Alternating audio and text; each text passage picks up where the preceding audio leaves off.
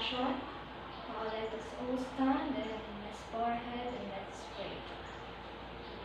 Lord, thank you for this day. Lord,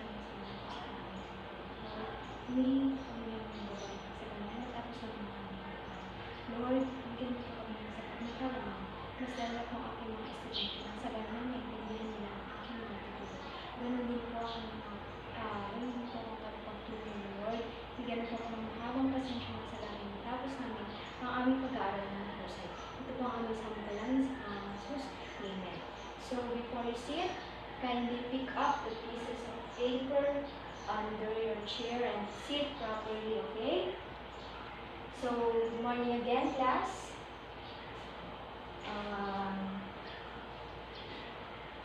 Miss Secretary, kindly please check the attendance and pass it to me later after our discussion, okay? And then, did I give you an assignment last meeting? No. So, I didn't give you an assignment last meeting, but we need to recap. So, let's just recap our last topic last Friday. So, do you remember our topic last Friday? Oh, yes. So, Miss Galani, what was our topic last meeting? Okay, very good. So, our last topic last meeting is all about cleanliness. So, what have we learned about cleanliness? Miss Tayaban. Okay, tama. Tama yung sinabi ni Miss Tayaban. So, let's give her 3 claps. 1, 2, 3. And then, Miss Asuncion, what have we learned about our last topic, last meeting?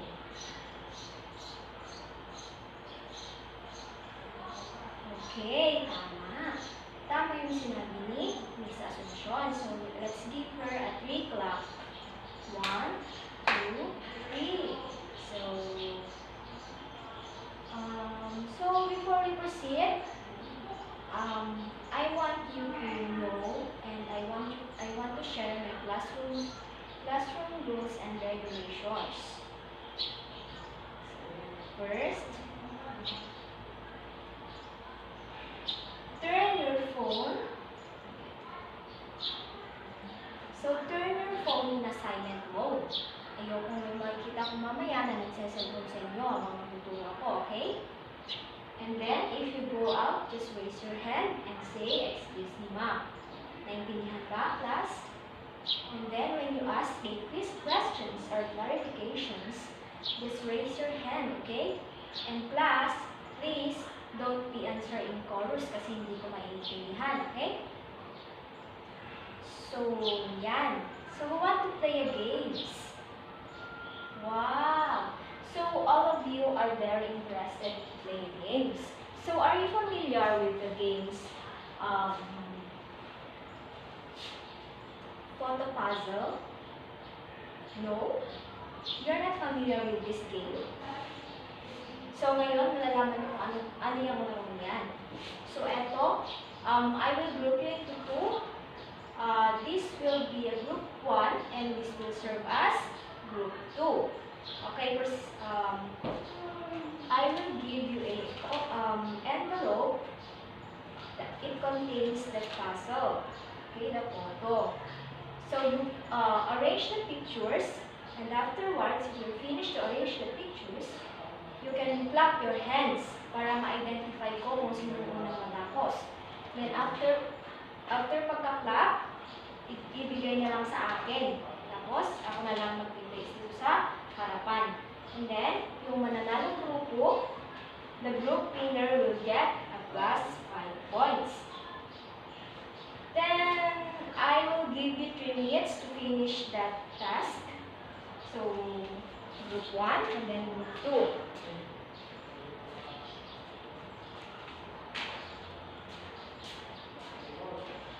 So your timer is, are you ready now?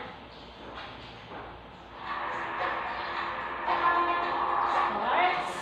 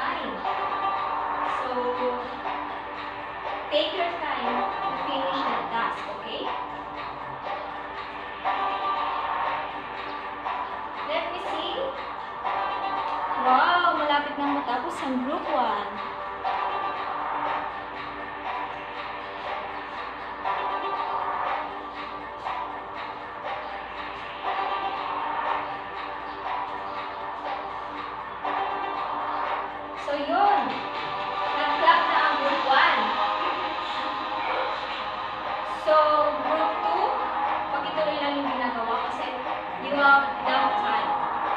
You have 1 minute left. 1 minute left.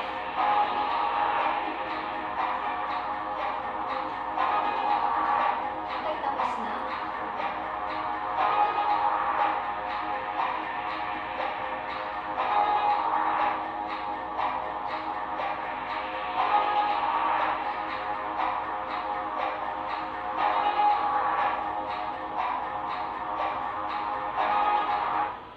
So, wow, very good. Tapos na ang group 1. So, tapos na din ang group 2. Yun nga lang,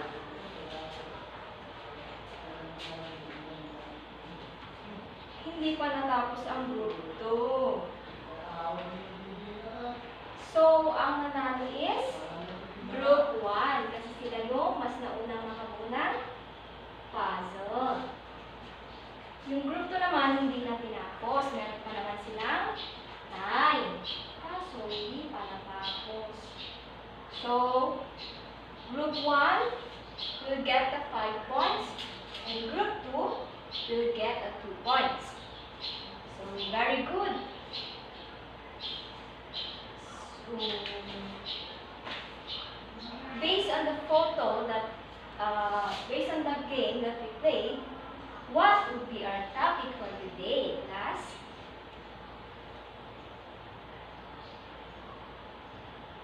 Are you sure? Yes, very good, Miss Kalani.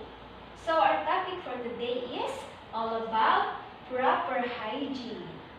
So, but before that, I want to share with you my objectives.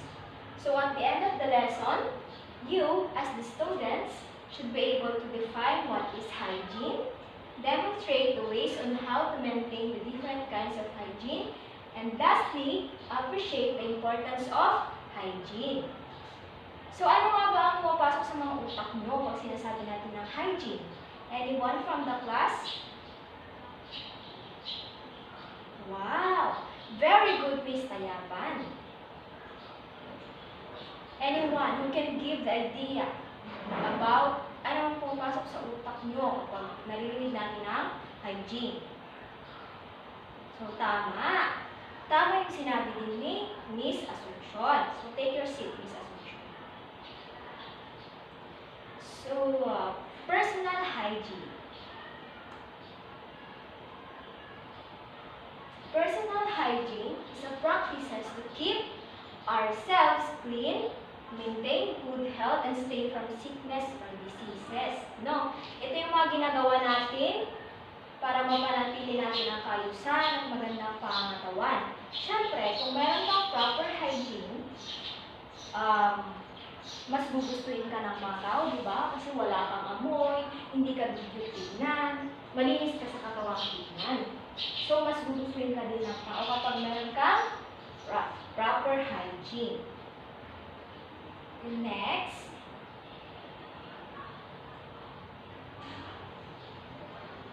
ano naman? So next, let's proceed to, ayan. So, ano nga ba yung mga ginagawa nating mga ways para ma-maintain natin yung personal or body hygiene? So, eto yun. May example ako. So, yan. Eto is, yan. Always take a bath. So, eto ang example ng take a bath. Maligo araw-araw, ano? Para malinis tignan. Then, brush your teeth. Paano kung brush ng teeth? No? Dapat mag-brush ka ng teeth 3 times a day. So, eto example na picture na brush your teeth. And then, cut your nails regularly. Yes, dapat natin i-cut yung ating kuko. Alam niyo kung bakit? Kasi ang dumi, may mga hinahawakan tayong bagay-bagay. Mamaya, pag mahaba ang ating kuko, pumapasok sa loob. So, nagiging para siyang chocolate. So, dapat always na nakakat yung ating nails. Yan. So, comb Comb your hair and always ponytail sa mga babae. Always na magsuklay, ganyan, pagkagising sa umaga, tanghali, sa hapon. Always comb your hair. And then, dapat always din na naka-ponytail para mas maayos tignan. Ayan, tapos sa mga lalaki naman,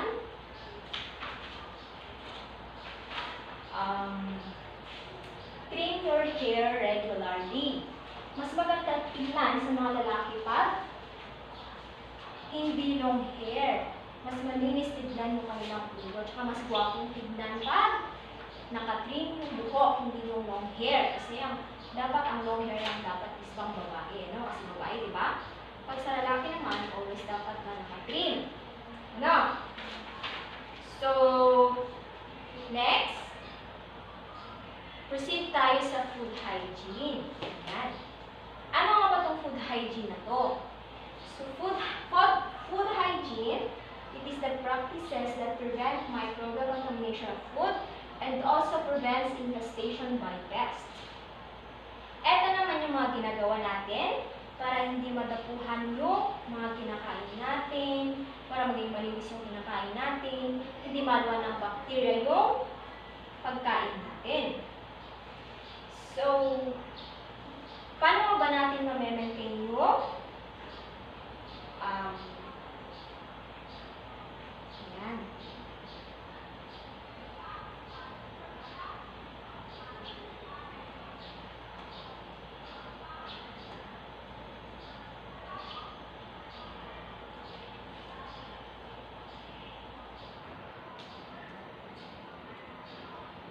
So, dito naman tayo sa may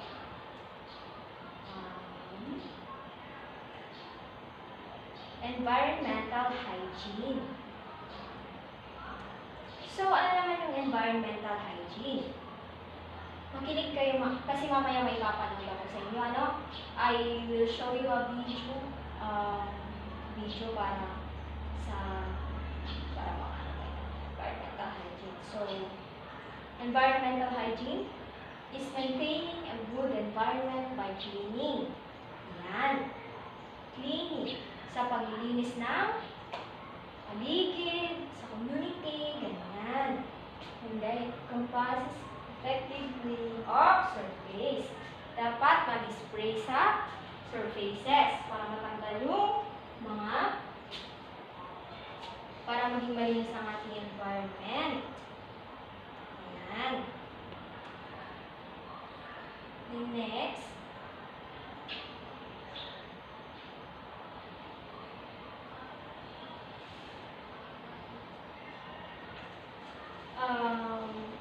so let's proceed to the importance of personal hygiene. So, bakit nga ba importante ang personal hygiene sa atin? So, ayan. Important siya because to prevent catching germs that can make us sick, para makaiwas tayo sa sakit, sa mga diseases na dadapo sa atin. Yan ang importance ng personal hygiene. So, it helps us to develop a healthy lifestyle and we can easily carry out daily activities without facing obstacles. Alam nyo kasi pag nakikihalubilo kayo sa maraming tao, pag meron kang personal hygiene, syempre, mas gusto kang kausapin, mas gusto kang kasamahin. Yan kung bakit? Kasi, malinis ka sa katawan, may personal hygiene ka. Hindi ka naman pwedeng makipaghalubilo na lang na may amoy yung kilikili mo, may body odor ka. So, kailangan ng personal hygiene para mas madali kang makipag-collaborate sa maraming tao. Okay, so,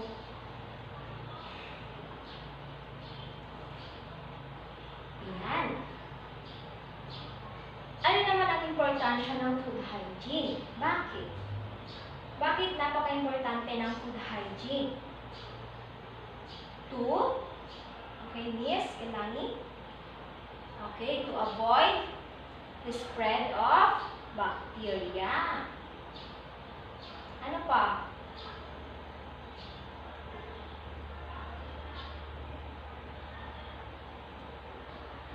Siyempre, sa food hygiene, ano lang din, importante kasi para hindi mag-spread yung bacteria. Para alam natin, para malinis, para hindi tayo makakuha ng sakit. Ganyan din ang importance na food hygiene. So next, environmental hygiene naman tayo. What was the importance of why environmental hygiene is important? Bakit naman mahalaga ang environmental hygiene? Bakit, Miss Tayaba? Okay, tama yung sinabi ni Miss Tayaban. Reduce the number of infectious and minimize the risk of transfer of microorganisms. Ganun din sa environmental. Parang food hygiene lang din. Para makaiwas ka sa sakit, sa mga virus na nandun sa mga surface, environmental surfaces. Siyempre, kapag lumalabas ka, meron kang nakukuha sa air. So, dapat mag-spray tayo sa surface. So, eto naman, paano ba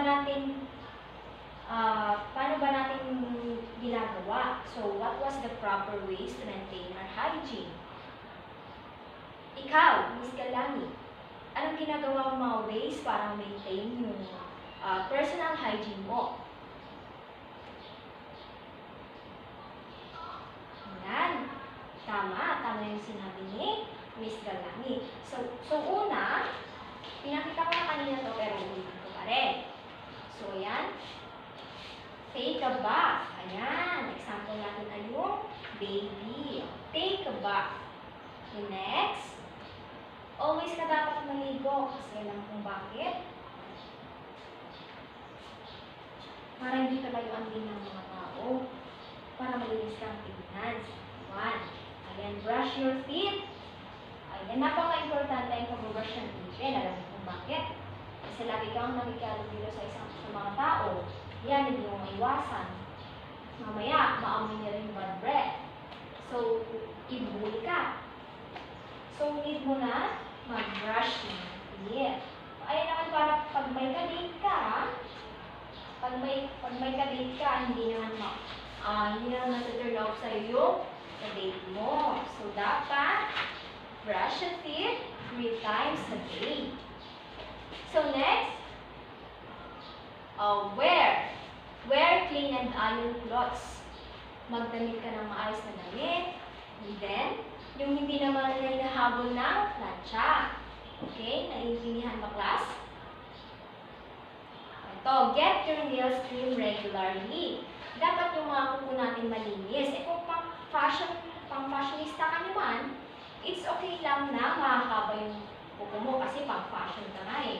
Pero, ba't mas maganda pa rin pag nakasagad yung ating nail? Kasi mas maganda tingnan. Mamaya, example na lang, mahaba yung kuko mo, di ba? Tapos may hinawakan ka. Ayan, pumasok yung dumi sa kuko mo. Wala na, nakaka-turn off na. So, dapat always na mag-trim na and mag-cut na nails.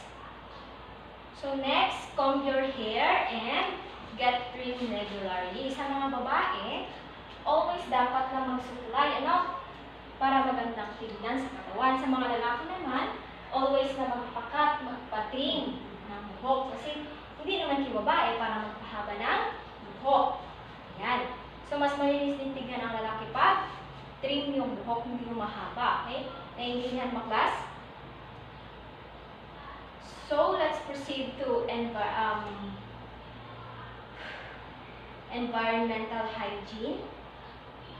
So, ano nga ba yung ginagawa nating mga ways in order for us to maintain our environmental hygiene? So, Ms. Tayaban, ano yung mga ginagawa? Can you share your ideas on how you maintain the environmental hygiene?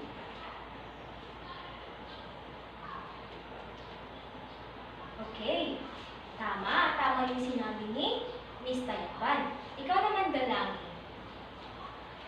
Ano naman yung mga ginagawa mong ways para ma-maintain yung environmental hygiene?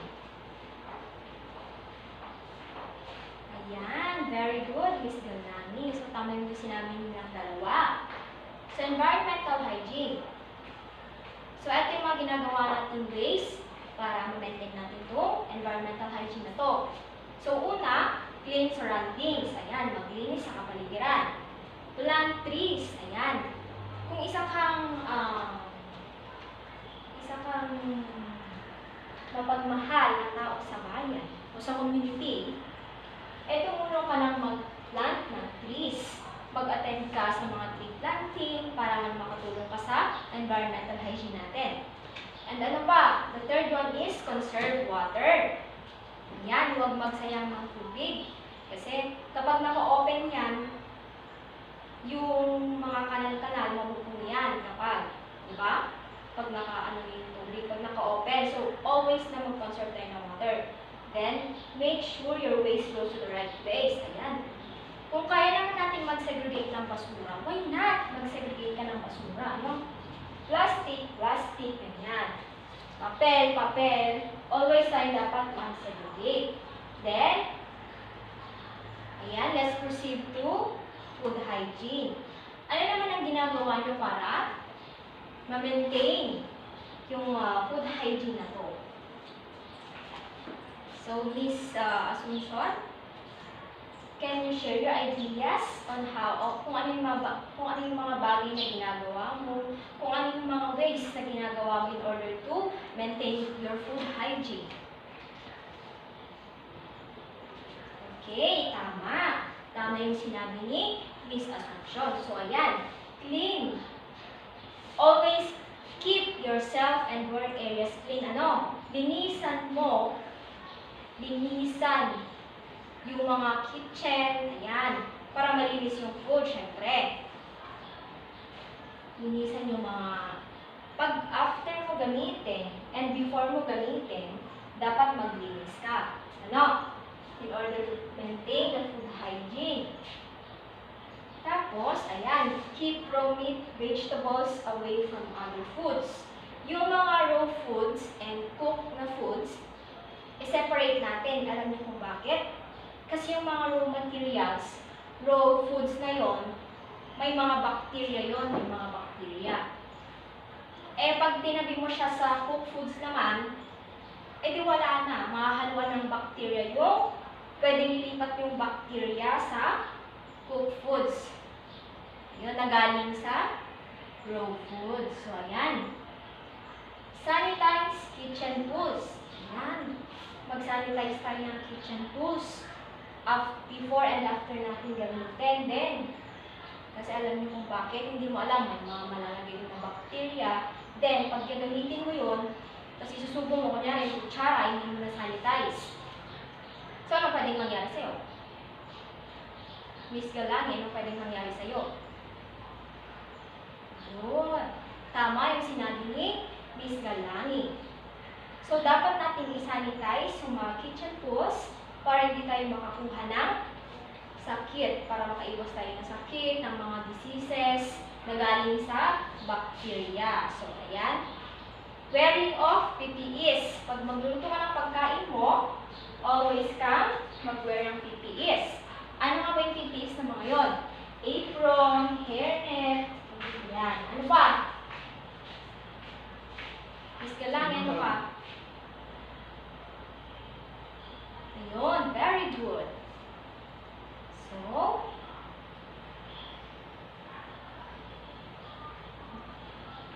I will show you a video. So, ayan, about the food hygiene and environmental hygiene kasi ito lang yung nagawa ko, example na personal or body hygiene. So, manood kayo guys, class ha?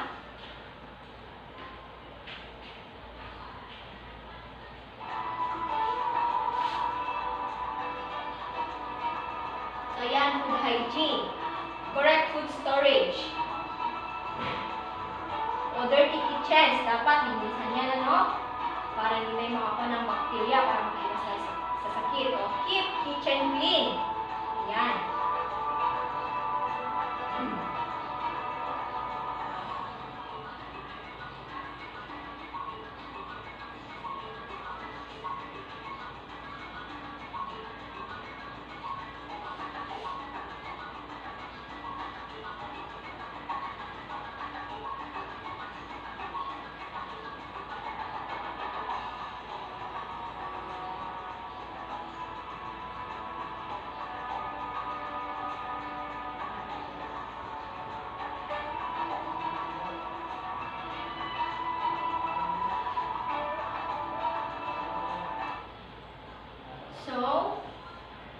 environmental hygiene naman tayo.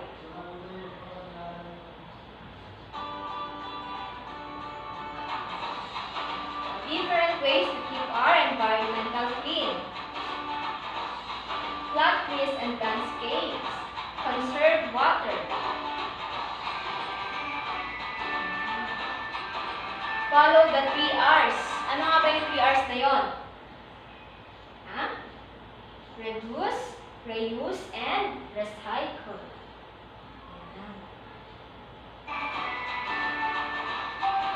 Or reduce the use of plastic. Compost your food waste, and it can help you in the garden soil. Reduce usage of chemicals and pesticides.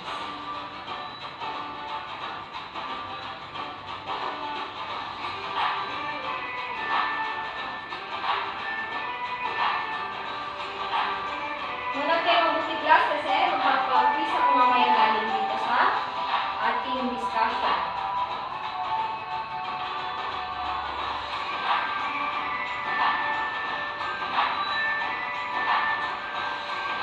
So, that's end our video clip.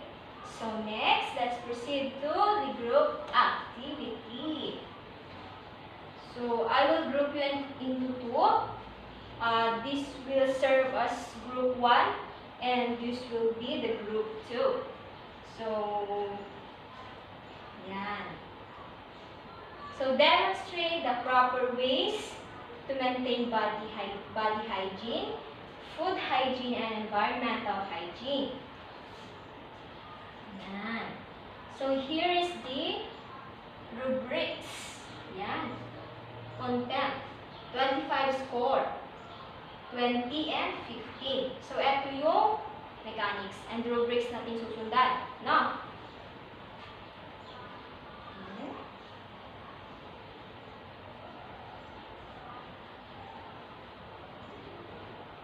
Next, let's proceed to the assessment.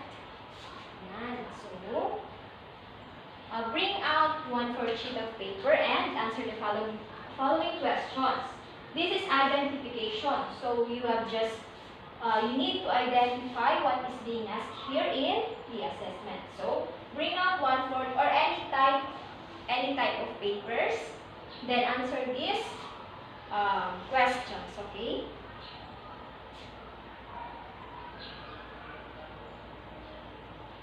After you answer this, pass it forward and let us check. Okay. Naiintindihan mo, class? So, let's proceed to the assignment. So, assignment, research about the hazard and risk that can be found in kitchen. And mag-research kayo ng mga hazard and risk.